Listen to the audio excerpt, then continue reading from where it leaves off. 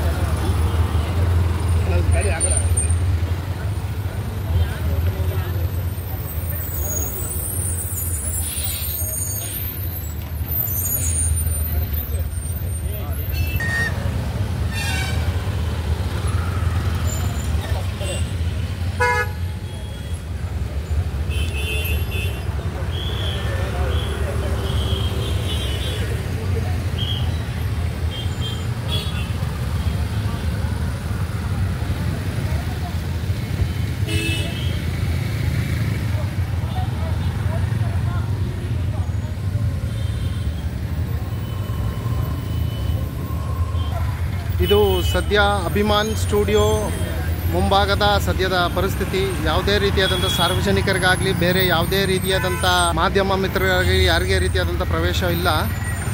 ಪೊಲೀಸರು ಮೇನ್ ಗೇಟನ್ನು ಲಾಕ್ ಮಾಡಿದ್ದಾರೆ. ಕಾದು ನೋಡೋಣ ಯಾವ ರೀತಿಯಾದಂಥ ಬೆಳವಣಿಗೆ ನಡೆಯುತ್ತೆ.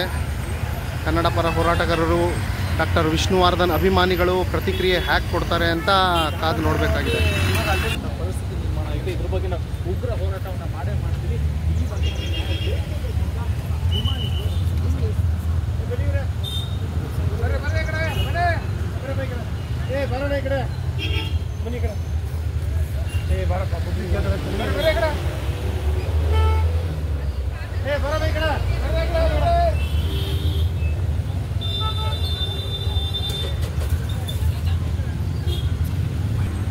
ನೋಡಿ, ಇದೇ ಜಾಗದಲ್ಲಿ ವಿಷ್ಣುವರ್ಧನ್ ಅವರ ಸಮಾಧಿ ಇದ್ದಿದ್ದು. ಈಗ ಅದು ಸಂಪೂರ್ಣವಾಗಿ